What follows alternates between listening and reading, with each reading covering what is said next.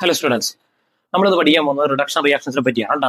Reduction reaction എന്ന് പറഞ്ഞാൽ oxygen മാറിയിട്ട് ഹൈഡ്രജൻ കയറി വരുന്ന റിയാക്ഷൻ നമുക്കറിയാം. അതിൽ തന്നെ ഏറ്റവും പ്രധാനപ്പെട്ട റിയാക്ഷൻ ആണ് ക്ലെമൻസൺ റിഡക്ഷൻ. അപ്പൊ അതിനെപ്പറ്റി നമുക്ക് ഡിസ്കസ് ചെയ്യാം കേട്ടോ. ഇവിടെ നോക്കുക, ഇതിന് പറഞ്ഞ പേരാണ് ആൽഡിഹൈഡ്സ് അല്ലെങ്കിൽ കീറ്റോൺസ് എന്ന് പറഞ്ഞത് കേട്ടോ.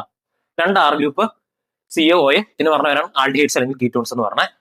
ഇങ്ങനെയാണ് അവരെ ജനറലി റെപ്രസെന്റ് ചെയ്യുന്നത്. ഇതിന്റെ അകത്തേക്ക് ഇസഡൻ HgHCl ഈ 3 സാധനങ്ങളെ ചേർത്ത് കൊടുക്കുമ്പോൾ എന്ത് സംഭവിക്കുന്നു പറഞ്ഞാൽ ഇവിടുത്തെ ഓക്സിജൻ മാറിയിട്ട് ഹൈഡ്രജൻ കയറി വരും. അതാണല്ലോ റിഡക്ഷൻ റിയാക്ഷൻ. അപ്പോൾ ഓക്സിജൻ മാറിയിട്ട് അവിടെ കയറി വരും, ഹൈഡ്രജൻ കയറി വരും. ഇപ്പൊ നിങ്ങൾക്ക് ഉണ്ടാവുന്ന ഡൗട്ട് എന്ന് പറഞ്ഞാൽ ഇവിടെ ഒറ്റ ഓക്സിജൻ ഉള്ളൂ, ഇവിടെ എന്തുകൊണ്ട് 2 ഹൈഡ്രജൻ വന്നു കേട്ടോ. ശ്രദ്ധിച്ചാൽ നമുക്ക് മനസ്സിലാവും ഇവിടെ ഡബിൾ ബോണ്ട് ഉണ്ട്, അതുകൊണ്ടാണ് ഇവിടെ എന്ത് കയറി വന്നാണ് 2 ഹൈഡ്രജൻ കയറി വന്നാണ്. അപ്പോൾ ഇതിൽ നമുക്ക് ആൽഡിഹൈഡ്സ് അല്ലെങ്കിൽ കീറ്റോൺസ് അല്ലെങ്കിൽ കാർബണൈൽ കോമ്പൗണ്ട്സ് എന്ന് പറയാം.